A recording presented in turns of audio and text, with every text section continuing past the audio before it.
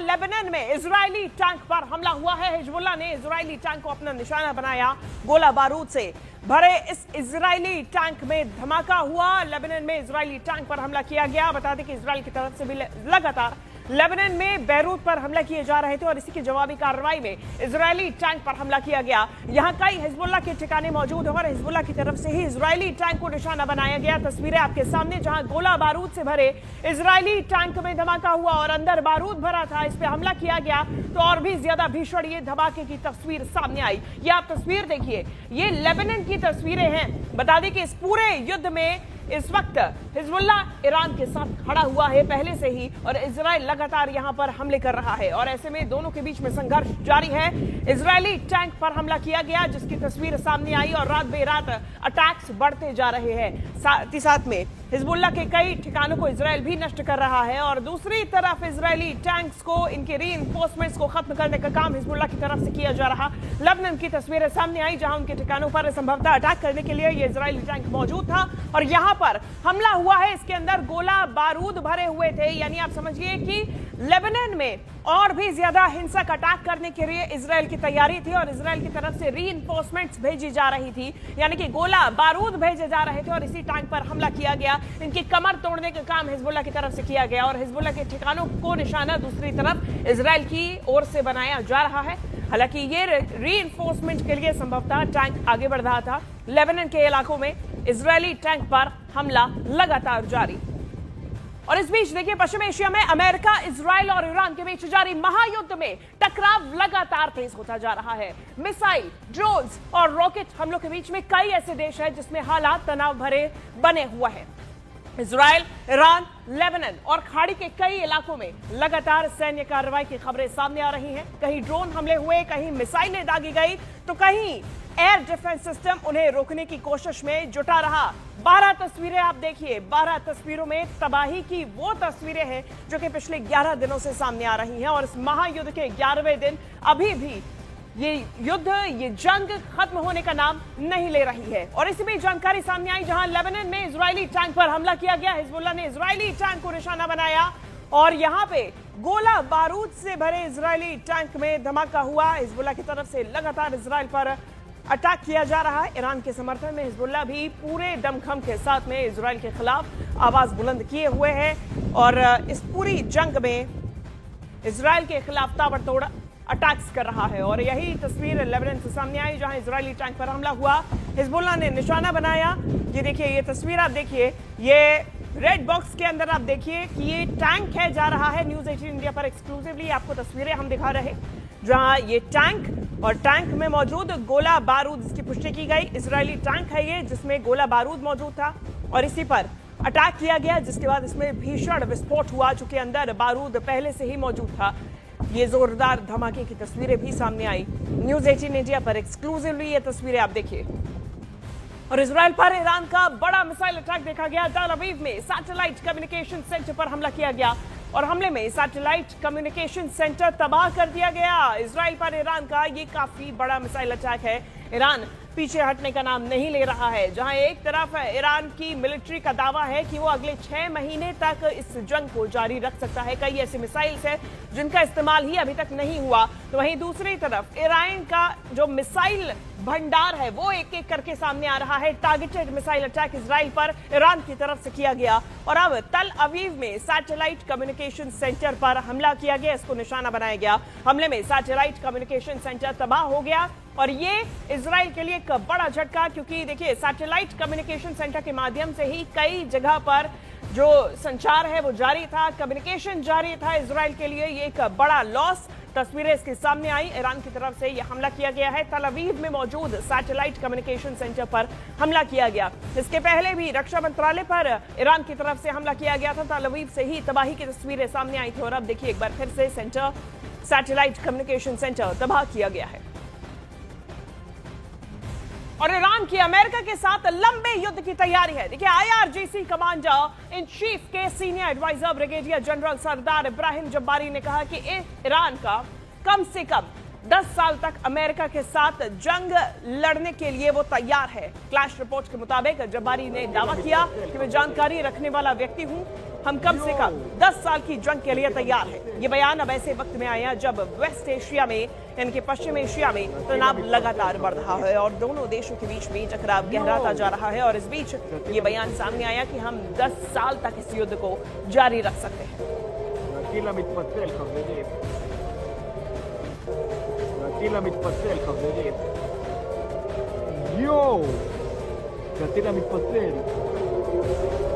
तो ये स्ट्राइक की आप तस्वीरें देख रहे हैं जो पिछले 11 दिनों से ईरान और इजराइल के आसमान को पूरी तरीके से पटाए हुए है। और ये आसमान मिसाइल से, ड्रोन से पटा हुआ हर रोज नजर आ रहा है। यहाँ के लोग डर के साए में जीने को मजबूर हैं। लेकिन इस बीच ईरान पूरी तैयारी के साथ डट के खड़ा हुआ है, इसका दावा किया गया। और अगले 10 साल तक ये जंग ऐसे ही जारी रह सकती है, इसके लिए वो तैयार है। ईरान ने यह भी दावा किया। IRGC कमांडर इन चीफ के सीनियर एडवाइजर ब्रिगेडियर जनरल सरदार इब्राहिम जब्रारी ने कहा कि ईरान कम से कम 10 साल तक अमेरिका के साथ जंग लड़ने के लिए तैयार है। اونها بدانند ما شاید بعضی ها اشتباه لفظی توی مصاحبه هاشون در داخل کشور داشته باشند، ولی من به عنوان یه آدم مطلع این رو میگم که ما برای 10 سال جنگ با آمریکا آماده هستیم، حداقل 10 سال. همین گونه که داریم موشک‌هامون رو، پهپادهامون رو استفاده میکنیم که انبارهای ما، ذخایر ما پر مملو و لبریز سرریزه و داریم استفاده میکنیم، بلافاصله داریم تو مراکز حساس توسط جوانان غیورمون، دانشمندانمون داریم تولید میکنیم. تولید داره میاد میره تو انبارها برای ذخیره.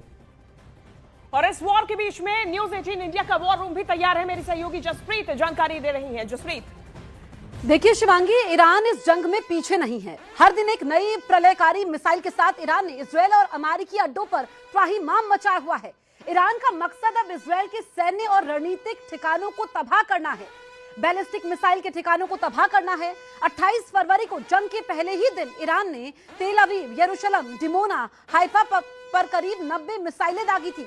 1 मार्च को यह आंकड़ा कम हुआ, लेकिन तबाही उतनी ही दिखी। 60 मिसाइल के बारूद से इजरायल का तेल अवीव, डिमोना, बीरशेबा, बेत शेमेश इलाका थर्रा गया। 2 मार्च को ईरान ने मिसाइलों को तो शांत रखा, लेकिन उसके शाहिद 136 ड्रोनों का आतंक तब भी जारी रहा।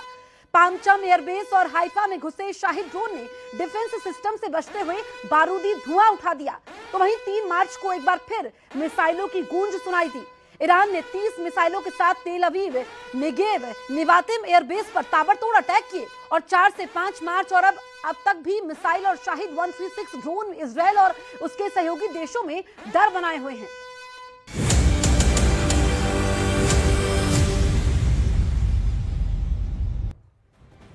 और मिडिल ईस्ट में जारी जंग का असर अब पाकिस्तान में पड़ रहा है। देखिए, पाकिस्तान में लॉकडाउन जैसे हालात बन गए, वहां पर वर्क फ्रॉम होम लागू हो गया। ऊर्जा संकट से निपटने के लिए प्रधानमंत्री शहबाज शरीफ ने सख्त कदमों का ऐलान किया।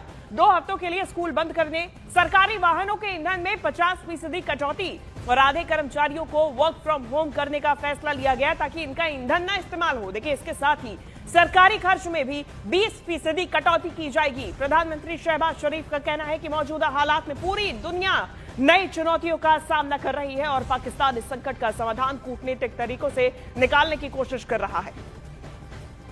और ये इमरजेंसी जैसे हालातों की तस्वीर अब पाकिस्तान से सामने आने लगी है, क्योंकि पाकिस्तान का जो रिजर्व ऑयल है, आपातकाल की स्थिति जैसा अब ये पैदा होने लगा, रिजर्व ऑयल की कमी। और ऐसे में पाकिस्तान में ये हालात जारी जंग, मिडिल ईस्ट में जारी जंग के बाद में नजर आने लगे। अब इसका असर जो है पाकिस्तान में इस कदर पड़ गया है कि पाकिस्तान में लॉकडाउन जैसे हालात हो गए। यहाँ पे वर्क फ्रॉम होम लागू कर दिया गया। और सीधी सी बात, वर्क फ्रॉम होम इसीलिए ताकि ईंधन का कम इस्तेमाल हो, क्योंकि ईंधन आपूर्ति के लिए पाकिस्तान के पास रिजर्व ऑयल नहीं है। अब ऐसे में ऊर्जा संकट से निपटने के लिए प्रधानमंत्री शहबाज शरीफ ने सख्त कदमों का ऐलान किया। 2 हफ्तों के लिए स्कूल बंद करने, सरकारी वाहनों के ईंधन में 50% कटौती और आधे कर्मचारियों को वर्क फ्रॉम होम करने का फैसला लिया गया। आइंदा 2 माह के लिए सरकारी महकमों की गाड़ियों को मिलने वाले तेल में 50% फिल फॉर कटौती की जा रही है। सरकारी और निजी शोबे में इंतहाई जरूरी सर्विसेज को छोड़कर, यानी एसेंशियल सर्विसेज को छोड़कर बाकी तमाम जगहों पर 50% स्टाफ घर से काम करेगा, यानी वर्क फ्रॉम होम। और चलिए एक बार नजर डालते हैं कि पाकिस्तान की तरफ से सरकार ने क्या क्या फैसले लिए जिससे कि ऊर्जा संकट से बचा जाया जा सके। क्या कदम शहबाज शरीफ की तरफ से उठाए गए हैं। सबसे पहले तो देखिए, सरकारी गाड़ियों का इस्तेमाल आधा कर दिया गया, यानी कि सरकारी गाड़ियों में ईंधन जो होगा वो आधा इस्तेमाल किया जाएगा। 2 महीने के लिए फ्यूल अलाउंस में 50% तक की कटौती कर दी गई, यानी कि अब 2 महीने तक फ्यूल अलाउंस जो है वो 50% का मिलेगा। साथ ही साथ में सरकारी विभागों की 60% गाड़ियां बंद कर दी गई। ये बड़ा कदम उठाया गया। इसके अलावा 2 महीने तक कैबिनेट अपना वेतन नहीं लेगा। ये सबसे बड़ी जानकारी। देखिए, 2 महीने तक कैबिनेट अपना वेतन नहीं लेगी, ये फैसला भी सरकार की तरफ से किया गया। सांसदों की सैलरी में 50% की कटौती। देखिए, सबसे पहले सांसदों की सैलरी में कटौती ताकि ऊर्जा संकट से निपटा जा सके। इसके अलावा देखिए, ये जो कदम उठाए गए हैं इसमें यह भी है कि सरकारी विभागों के खर्च में भी पहले तो सैलरी की कटौती और उसके अलावा सरकारी विभागों के खर्च में 20% की कटौती भी शहबाज सरकार की तरफ से की गई है, ताकि जो खर्च है वो नियंत्रित किया जा सके। ये एक तरीके से बजट पर आ गई है पाकिस्तान सरकार। सरकारी दफ्तरों में 50% कर्मचारी ही ऑफिस आएंगे, बाकियों को वर्क फ्रॉम होम, ताकि उनको आने जाने में फ्यूल का इस्तेमाल ना हो। 50% कर्मचारी वर्क फ्रॉम होम करेंगे। ये इसीलिए महत्वपूर्ण है ताकि ईंधन बचाया जा सके। ऐसे में अधिकारी 2 दिन का वेतन देंगे, ये भी जानकारी सामने आई। फैसला लिया गया। पाकिस्तान में 2 हफ्ते के लिए स्कूल बंद कर दिए गए। मिडिल ईस्ट में तनाव और पाकिस्तानी स्कूलों की छुट्टी। 4 दिन स्कूल चलेंगे, 2 दिन छुट्टी रहेगी 2 हफ्तों के लिए। पहले तो देखिए निर्देश जारी किए कि पहले तो 2 हफ्ते स्कूल बंद रहेंगे और फिर इस मोड पे जारी रहेंगे। ऑनलाइन क्लासेस का ऐलान किया गया है। घर से ही क्लासेस चलेंगी। इमरजेंसी जैसे हालात हो गए हैं और लॉकडाउन जैसी स्थिति है, सरकारी दफ्तर सिर्फ 4 दिन खोलेंगे, यानी कि 4 डेज वर्किंग का ये पूरा प्लान अब शहबाज शरीफ की तरफ से लागू किया गया। अब इस तेल संकट के बीच में पाकिस्तान के लोगों में अब डर का माहौल बना हुआ है। क्या कहना है पाकिस्तान के लोगों का, आपको हम वो भी सुनाते हैं। जैसे ही स्कूल का बंद ऐलान किया उन्होंने, ये सारी मार्केटें, ये दुकानें बिल्कुल खाली पड़ गई हैं। ये बुक शॉप है, बुक शॉप, यूनिफॉर्म सब खाली पड़ गए हैं। उनको पता है वहाँ छुट्टियां पड़ गई हैं, स्कूलों वालों ने फीसें ले ली हैं। स्कूलों को बंद करने के लिए कोई नोटिफिकेशन दे रहे हैं या कोई उनके सजेशन है, लेकिन बहरहाल ये सही तो नहीं है।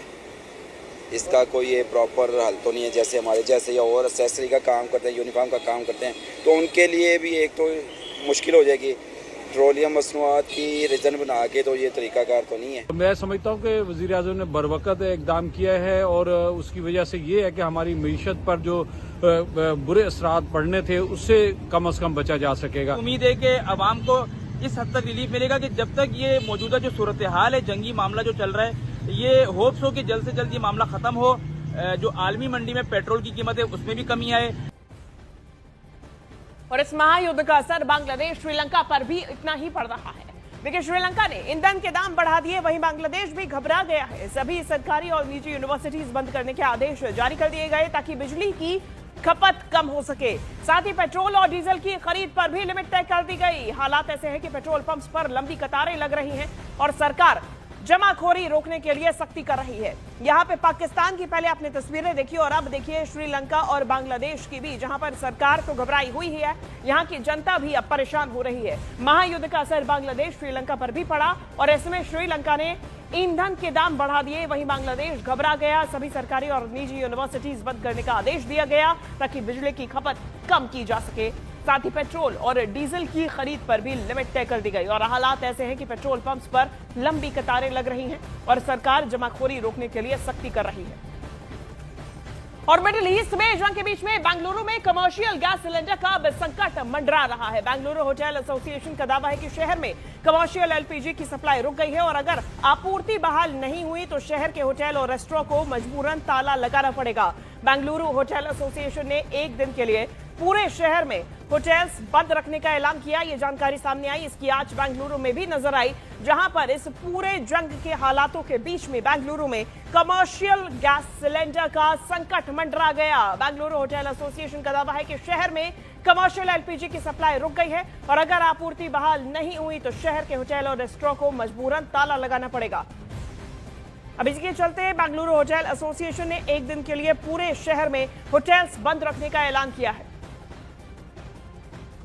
और बेंगलुरु में यह फैसला लिया गया होटल एसोसिएशन की तरफ से। बता दें कि जो सप्लाई है, LPG supply, LNG supply, Bharat में तेल की सप्लाई, ये सभी यूरोप और स्ट्रेट ऑफ हॉर्मुज के माध्यम से ही होते हुए आती है और सबसे ज्यादा नुकसान जो है वो कमर्शियल एसोसिएशंस को, कमर्शियल जितने भी बिजनेस हैं उनको हो रहा है, क्योंकि अब कमर्शियल एलपीजी की सप्लाई भी बाधित हुई। बेंगलुरु में ये सप्लाई पूरी तरीके से रुक गई है, ये दावा किया गया, और अगर आपूर्ति बहाल नहीं हुई तो फिर शहर के होटल्स और रेस्टोरेंट्स को मजबूरन ताला लगाना पड़ेगा और इसीलिए बेंगलुरु होटल एसोसिएशन ने एक दिन के लिए पूरे शहर में होटल्स बंद रखने का ऐलान किया है। बता दें कि ये संकट आखिर पैदा क्यों हो रहा है। आपने पाकिस्तान, श्रीलंका, बांग्लादेश तस्वीरें देखी।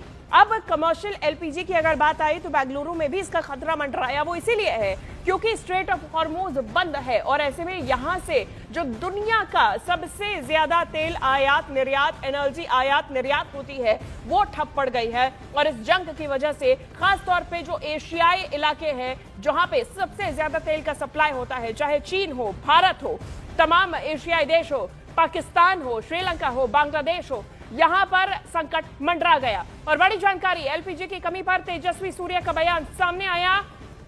तेजस्वी सूर्या की तरफ से कहा गया कि पेट्रोल मंत्री की तरफ से जानकारी दी गई, कमी खत्म करने के लिए हाई प्रायोरिटी रखी गई है और इस कमी को खत्म करने के लिए लगातार काम जारी है।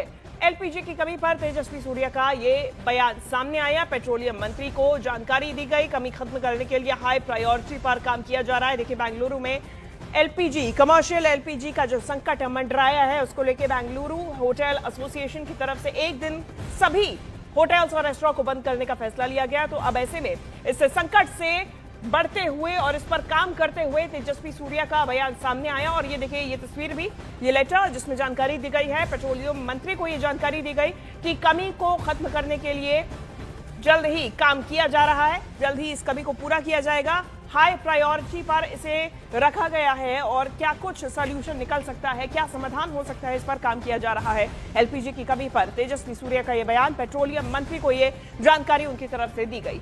और बात करेंगे अब राजस्थान की, जहां पर खाड़ी युद्ध का असर सीधा देखा गया। देखिए, एलपीजी की सप्लाई पर असर पड़ रहा है। तेल कंपनीज ने डीलर्स को कहा कि वो कमर्शियल गैस की बुकिंग ना करें, घरेलू सप्लाई को ही प्राथमिकता दें। अब इसे लेकर मंत्रालय ने भी नया आदेश जारी किया, केवल घरेलू उपभोक्ताओं को ही सिलेंडर दिए जाएंगे, ऐसा नहीं करने पर कानूनी कार्रवाई की जाएगी। लिहाजा नए आदेश के कारण होटल्स और शादियों में एलपीजी सिलेंडर की किल्लत होने की आशंका है। राजस्थान में भी इसका सीधा असर देखा गया।